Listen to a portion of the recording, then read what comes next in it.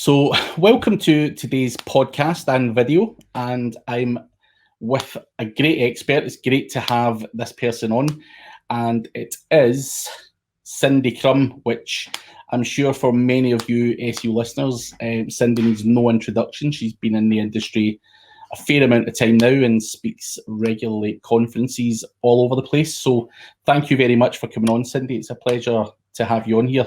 Yeah, I'm excited to be here. Thank you. So, for anyone who doesn't know what you do, where you're based, and all that kind of stuff, do you want to just give us a bit of a introduction to your life? Sure. So my name's Cindy Krum. We're based in Denver, Colorado. My company is called Mobile Moxie, and we've been around for a bit over 11 years now, focusing on mobile SEO and very technical SEO and some international SEO. So yeah, and I speak all over and I write a lot and I love this stuff. Yeah, you certainly get around. I think we've met on numerous occasions all over.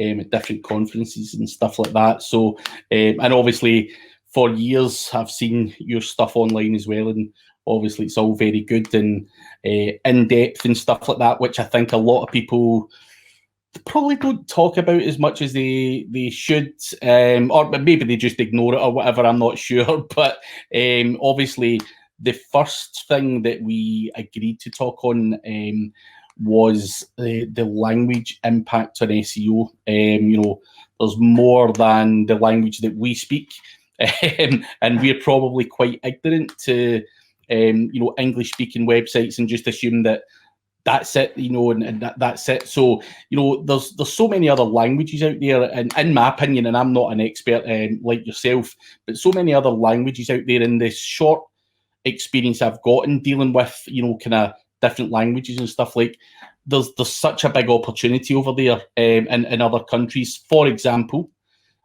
I'm in the UK and there's say 65 million people here, and there's like 85 million people in Germany who all speak German and stuff like that, and we're quite ignorant to tapping into that audience. So love to hear more about your thoughts on that type of thing and how important maybe having two different languages on your website, or 3, 4, 5, whatever. So what is your thoughts on that whole process? Am I right when I'm saying we are ignorant? We just assume that everyone speaks English and there's a massively untapped audience out there. Yeah, I think that's true. And especially for international audiences, especially outside of the US, a lot of SEOs are based in the US and they forget that there's the rest of the world out there. But so language is important. And we've actually been looking into language for a little over 2 years now, just as it relates to mobile. Because language is critical for entity classification and knowledge graph and featured snippets. So we've known for a while that Google is processing language in a more sophisticated way than they were previously. And rather than just keyword matching, they're really trying to understand. And so things like leaving articles in a query instead of taking them out. So to the little words that join keywords together, those are more important because they can change or modify the way the query is understood. Same thing with order of keywords. When Google was just keyword matching and looking for density and stuff like that, they would give you the same query or the same results roughly for red stoplight versus stoplight red. Mm-hmm. Now, Google understands if you search for a red stoplight, you might be looking for a red stoplight. But if you search for stoplight red, you get lipsticks and nail polishes, right? Because it's a kind of red. It's a modifier. So they understand that. And it sounds minor, but it's a big deal. And so we looked at it because in mobile, and entity understanding is a bit more important because knowledge graph and featured snippets take up more space, and they're more likely to drive, what's everyone's talking about right now, which is the zero-click results. That's been around for a while in mobile. And so you can either play the game and try and get into featured snippets and knowledge graph,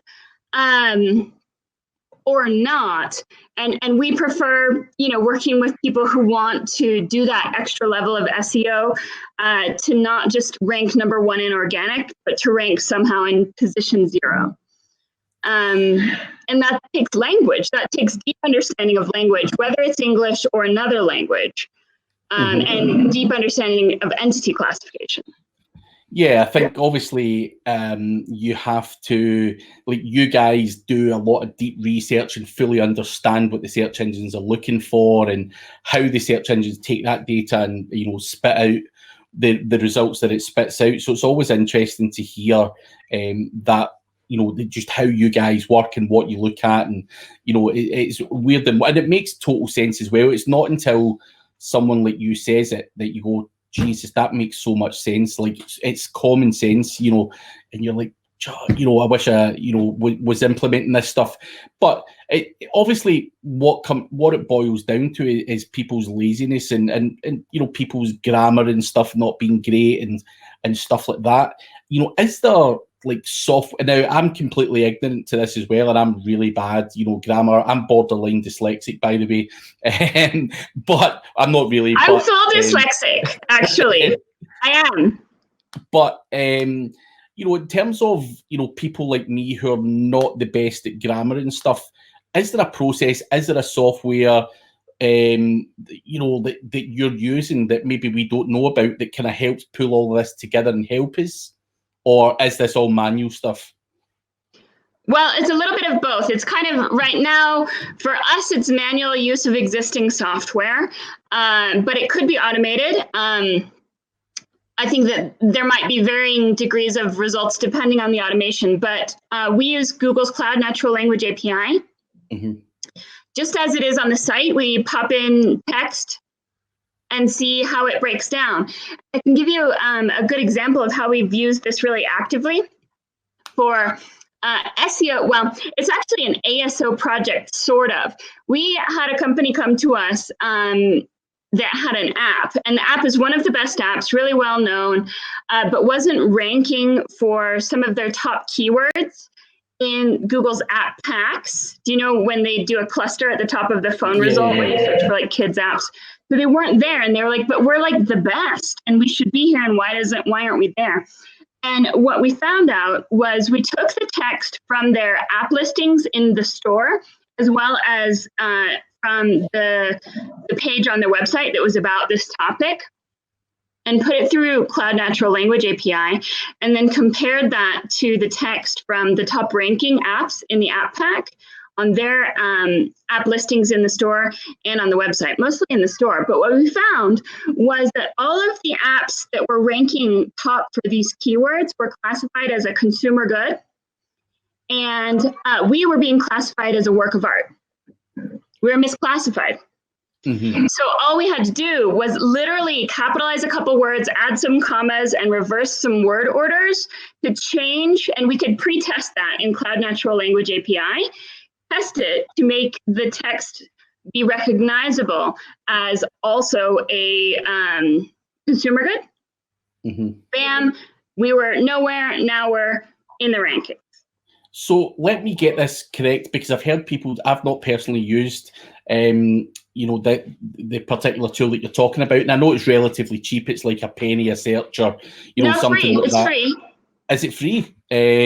So up I think like 5,000 queries, but I use it one at a time right now. It was Ross Tavendale I was speaking to, and he's got the API thing, and he does it in a massive scale, which I think at that point it's like a penny a search or something ridiculous. But it's something I probably need to look into. But what I've got a question on is, when you say there that you got this, and it was saying that you were seen as a work of art. When you're making those tweaks, does this tool then say to you, this is now, what you want it to be? Or do you need to wait till that gets crawled and indexed? Does the tool guide you on that? The tool helps kind of labels the pieces of your sentence to say what it's understanding it as. And so it's not going to tell you, yay, now you're going to rank, but it is going to tell you, like, if you've got a data set of paragraphs that have come up the same classification, and you know that you're not getting that classification, you'll just be able to tell that. So you still need to think about it a little bit, but it just classifies the words in a sentence or in a paragraph. Interesting. That's probably something I should really, especially if it's free. I had no idea it was just completely free. So with this tool, do you have, like you were saying, you can automate a lot of this kind of stuff? Do you have like your own scripts and stuff that do part of this process for you, or are you literally getting copying and pasting and putting it into the tool? We literally copy and paste right now. It sounds like Ross has done the work to get the APIs integrated. We're looking at integrating the APIs into our tool set on the Pagescope, which helps you evaluate one mobile page at a time. So we want to start pulling out the entities that the natural language API recognizes. But right now, it's actually much more targeted. And so we don't actually need to do it at scale. Right now, for our clients, we're using it to fix very specific problems where it's like, this doesn't make sense because we should be here. You know, one of those things where you're like, we have all the same signals, but we're not there. Why? This is the next step. Yeah. So, you know, there's tools out there which I want to ask you about. And I don't know if you've heard of them or you use them, but there's these on-page tools like Cora, POP, Surfer SEO, which pulls in all this data and compares it to the top 10 rankings. Is this a step ahead of that, or is this doing a similar thing? I haven't used most of the tools that you listed, so I would say it's at least on par with that, but maybe a bit more manual, because I'm going to look at the top 10 for you. I mean, it's a Google tool, so they don't want to give you the whole thing. Yeah, obviously, it'd be crazy. But no, it's very interesting. Probably a question I should ask the chaps that own those tools, whether they have any integration with that, because God knows where they're pulling their data from. But it could very well be integrated with that. And obviously, what I'm a big believer in is getting the right data to be able to then go on and do your job properly, which is exactly what you're mentioning there. And I think, you know, with technology and Google being cleverer and being able to compare sets of data, we do have the tools at our disposal.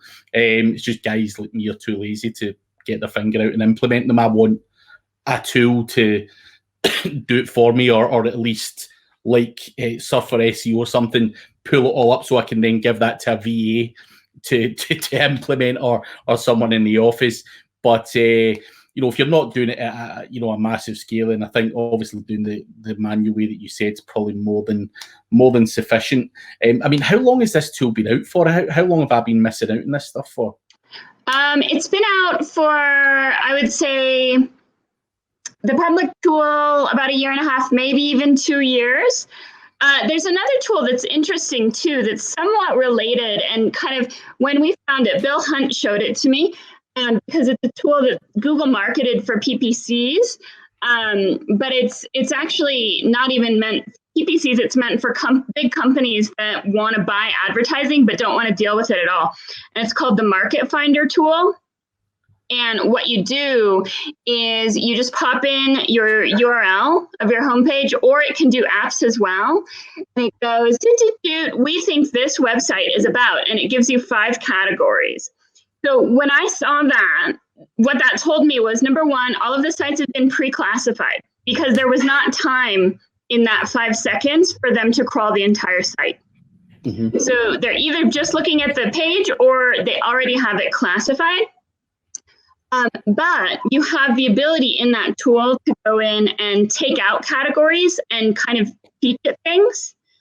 So for instance, the Mobile Moxie site has the word audit on it because we do SEO audits. It thought we were a financial site. So I was like, no. And so you can actually hit the X button. We're not a financial site, but then you can add and suggest. So I think that it may or may not, that may not feed anything, but it's interesting to see how you're classified. The other thing that's interesting there is the way that they use that. Once you got your classification, they would show you internationally the market for what they think you sell. And so they would say, in Japan, there's a huge market. In France, less of a market. Do you want to start an ad campaign to start targeting these countries with what you sell? And they didn't say, we need your keywords translated for you or translated for us. But they were just like, we'll just set up these campaigns. Don't worry about it. Interesting. But so on the paid side, they're trying to really unify language to make it not a thing, right? Yeah. Where we understand what you sell. There are markets for that, maybe not where you live as much as other places where you could make loads more money. Why don't you let us help you with that? So it fits with everything Google's been doing with language and mobile first indexing, which we call entity first indexing in the first place, unifying the understanding in all languages, because entities happen before language, right? Language describes an entity. Yeah. Tell me this, and I might be completely going off on a crazy statement here, but what would stop me from putting your website into this tool and saying, right, that's not the right entity there? Is there anything to stop me from being, confusing Google by doing that? Not that I would do that, obviously, but it's just, because what we're needing here, or what my understanding is, we can educate Google to better understand our websites and everything else around about it. But could there be some negative side to it where people could teach it bad things, like say that I was an artist or something? Yeah, in the Market Finder tool, I have not seen huge proof that changing the way you're classified does anything. I haven't, when I changed us to financial, we didn't shoot up or shoot down on any kind of keywords. So perhaps it could be abused. I couldn't speak to that. But the only thing preventing you from doing it is something that a box that you click that says that you own or manage the website. Right, cool. No, that's interesting, very interesting. So on this NLP thing that you're doing, is that something that you would do on every page on a particular person's website, or is it only on the product and money pages that are designed to rank? What's your process with this? Yeah, for us right now, we are only doing it on the money pages. So homepage, category page, things that help Google understand our site and the rest of the contents within. And once we kind of get the feeling for it, then you don't have to do it as much. But the main thing is writing grammatically correct and short sentences is almost always the best way to get Google to classify the entities in the sentences correctly. So once you get a feel for it, sometimes, you get much faster at it and you don't have to lean on it as hard. But yeah, I think that what Ross is doing, there's totally a space for that. It's not what we've been focusing our efforts on right now. But because the entities are all about relationships. And so once you fix the understanding of a core entity, it can help in a lot of different places. Yeah, I think it makes perfect sense that it's going to, potentially be something that's going to help you, get the next step. As you say, if people are sitting there and they've done everything else that they believe they have to do, then we have to show Google, we're not, if they believe we're an artist or whatever it may be, which sounds ludicrous, but by using one term that maybe shouldn't be used, or maybe it's as you say, different languages and different, even in the English language, there's different sayings that could throw that out. So yeah, I think there's a lot of things to take into consideration with that, and certainly something that I would love to. Well, I'm going to start looking into it. I keep promising myself. I keep hearing people talking about it, and I'm like, I'm going to have to check this out. But as I say, I will get round to it. But what I was going to ask was, is there is there a process that you follow? So just for anyone listening, they've got a page and it's sat in position 10 in page 1, and they copy and paste the thing into the tool. Is that all you do? Do the changes, then put it back on? Or do you run it through Grammarly as well? What is your full process? What are there other tools and other things you're doing before you then make that page, before you tweak that page? Or is it purely just based on the NLP tool? Well, of course, we do all of the regular SEO processes and stuff like that. But the thing is, a lot of our clients, when we're brought into a project, we're rarely brought in to a company where there isn't already an SEO team. So we're troubleshooting problems that they can't solve.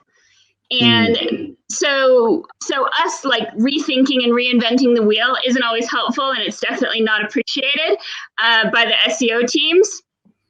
So unless it's necessary, right? So we start with like, what are the small tweaks we can do that will have a really big impact? And a lot of it is comparing who's ranking above us, their signals. If we see that it's very similar, then we need to be more nuanced. And sometimes it's putting all of the metadata and the on-page copy into the NLP tool and putting it into schema and rich results and all that, making sure it's really easy to parse. Yeah, makes perfect sense. Something else that you do a lot of, and obviously it relates to the name of your business as well, which is Mobile Moxie, is the mobile side of the web. And obviously, while I've got you on here, I want to talk to you about it. And I know most people now have a mobile-friendly website, and they've ticked that box now. I don't think you might even be able to tell me, are there still loads of websites out there that are not mobile-friendly? Because most days now you see WordPress and they are mobile-friendly. I think we're past the stage of it being like 50-50. Surely more mobile websites are mobile-friendly than not. Yeah, more than not, but there are still some that are shockingly bad, and a huge missed opportunity, like airlines and airport websites. It blows my mind. Like, do you think people are at your airport whipping out their laptop to find where's the Starbucks in the airport? Like, come on. So, but most they're probably in Scotland. I would probably say Scotland's 5 to 10 years behind everywhere else in terms of digital marketing. There's still businesses that don't even have a website. Some that do have a website are still probably not mobile friendly and stuff like that. But in your experience, and obviously you talk about it a lot, and you've probably done a ton of testing. How important is it to even have those basics covered? It's pretty important because Google is crawling with the mobile crawler. So if they're crawling with the mobile crawler and getting redirected or getting broken pages or getting incredibly slow pages, then you just won't be findable. And Google has said, they didn't get rid of desktop crawl information. It's still there. So it's there, but it's probably deprioritized because mobile represents more than half of the searches. It's already, if it's desktop only, it's already got a knock against it in more than half of the searches. Even on desktop, Google, it seems, prefers sites that send good mobile signals because it means they'll be fast, and that the developers have done a lot of testing, and that it's been updated in the past 5 years, stuff like that. So I've got a quick question for you. So I hear a lot of guys who say things like, I rank position 1 for a particular term on a desktop, but I'm in position 3 on a mobile. Are you penalised for things like speed? Why would that be? What sort of things would implicate that guy, and why would be in position 3? So I think it's a bit more sophisticated than a lot of SEOs think. And I think what happens when there's a divergence between rankings in mobile and rankings in desktop, it can be related to speed, but I think it's more likely related to click-through success. So if people are searching for something on their mobile phone and they're clicking below you, then you're going to start ranking lower. And so it's more about kind of intent matching, because obviously Google knows there are different intents between mobile and desktop. And so if you don't look like the right result in mobile, but someone else does, then they're going to be given priority over time. So for someone who would ask a question like, what would make me look like the right result in mobile? You know, what sort of things are you looking for to, you know, what sort of things are you doing to make sure that you are seen as the right result on mobile? Like, what would be the kind of key things that you would have to change? A lot of it is, I mean, there's simple things to change, like changing the messaging in the title tag or the description, but also it can be more simple or obvious than that, in that people love touching rich results on their phones. And so anything that you can do to get an image in your search result, to get a carousel, to get expanders, to make your search result look like more than just a blue link, that's what gets clicks. And it's not even a conscious process for the user. They're just like, this one looks good because it's got more stuff. It's got all the bling. So doing that. The problem that I find is that as you know, yesterday was Search Console's new Search Console's second birthday. Did you know that? I had no idea. I saw it. It was announced on Twitter. So happy birthday, Search Console. The problem is Search Console, I expected more out of it because right now you get so much more out of other SEO tools because Search Console isn't telling you in a great way if you have a rich result, what that rich result looks like, what's around you, like all of the other results above you have rich results and you don't. So are they getting carousels? Are they getting site links? Are they getting stars? And, you know, I guess maybe the users that Google is going after in Search Console are less sophisticated than most SEOs, but it also doesn't tell you things that materially change the query. So it will let you sort by country, but some countries have, you know, as many as 3 or 4 official languages.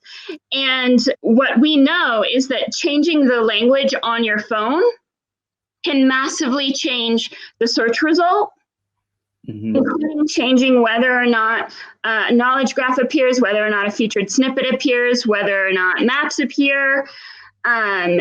And that's a big deal. And so that's, you know, when I said I wanted to talk about language, that's what I'm finding is that knowing the language settings under which the searcher is searching in, even if let's say their search settings are in German on their phone is set up to be in German. They normally search in German, but they search in English.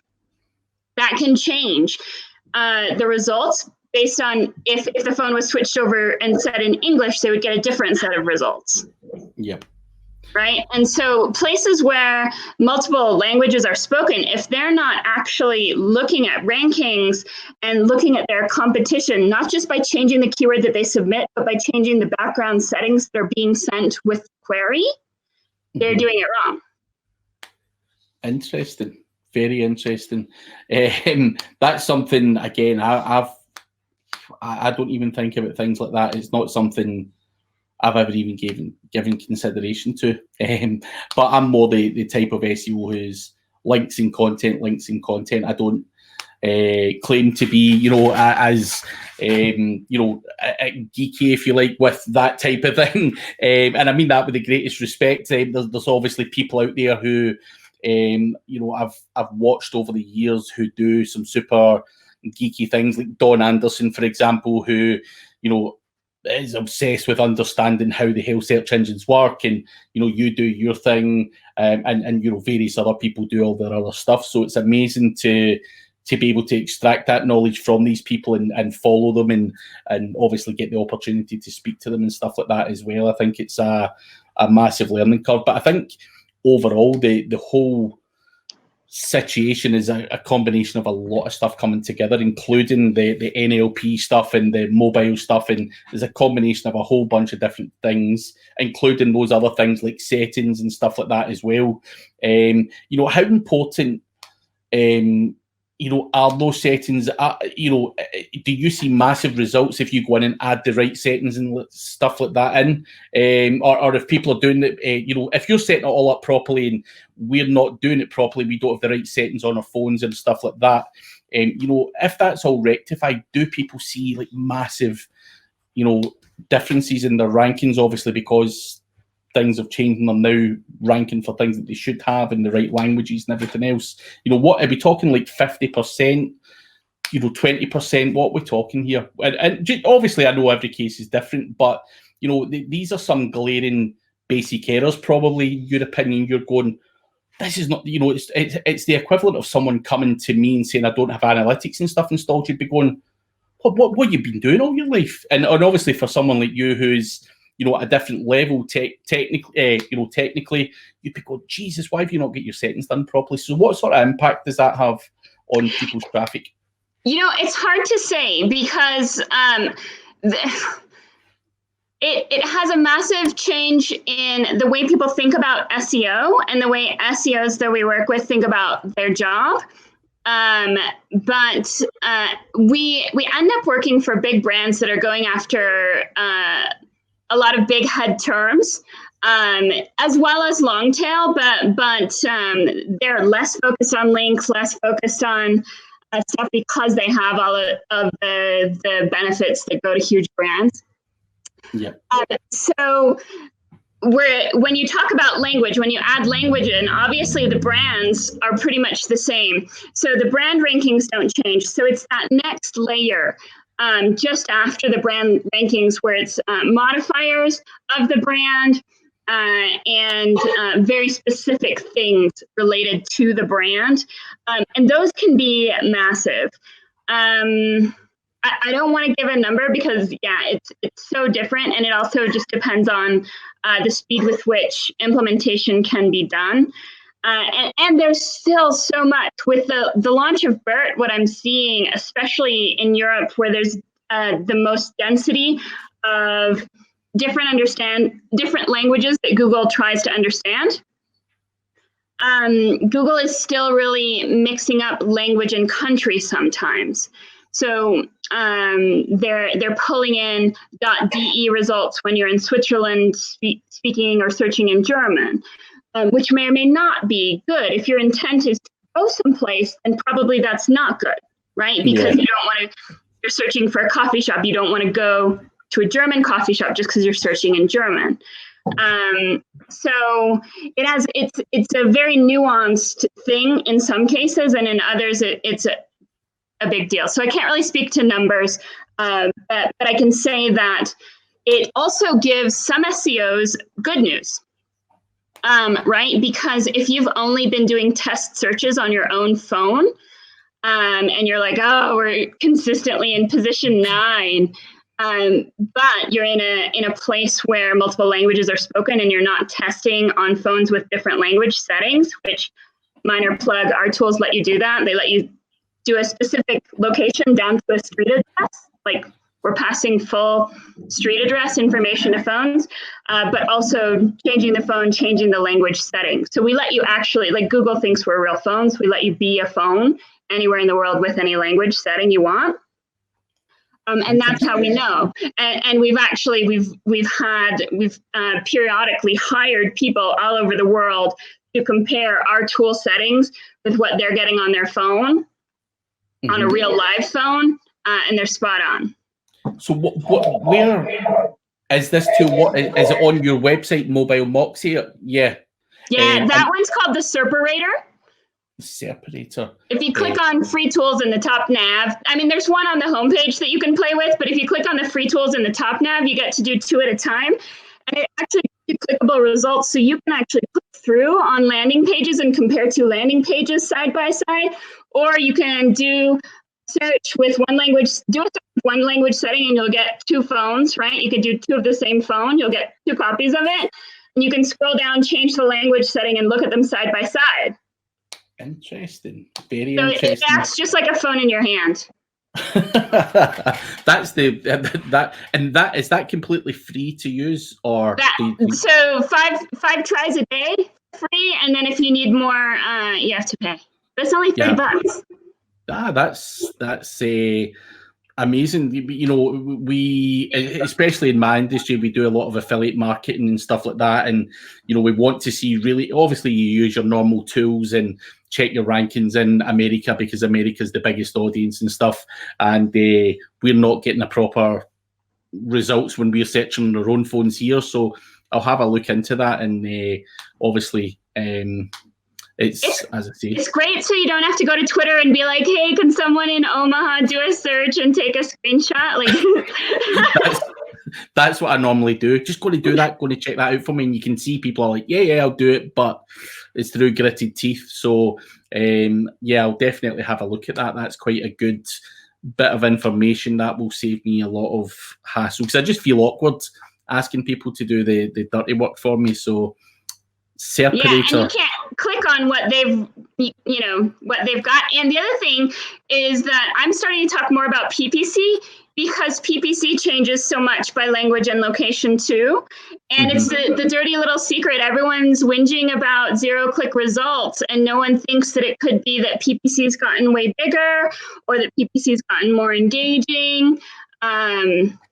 It's a thing. We can't ignore it. No, you can't ignore anything. You've just got to try and keep on top of every way of driving traffic to your website, and do the best you can, and with the time and resources that you've got. But sadly, we are out of time. But thank you very much for coming on. For anyone who wants to check out your tool and get a hold of you, it's mobile-moxie.com. Yep, MOXIE. MOX, yeah, that's got to get the language right, or the spelling right. And just for one last question, for anyone who is maybe watching or listening to this, do you provide these services to people, or are you tied up? Do you welcome people coming to you for help and advice and consultancy and services on all of this stuff? Yeah, absolutely. We have all different levels of subscriptions. If you just want the tools, including enterprise level, and we have APIs so that you can integrate the phones into your own dashboards, whatever they are, like that. And then we also take consulting, and we do training. Yeah, we help. Everything's custom, so whatever people want, we can do if the price is right. Perfect. Well, thank you very much for coming on again, Cindy. It's been a pleasure, as always. And I will no doubt catch up with you soon. Cheers.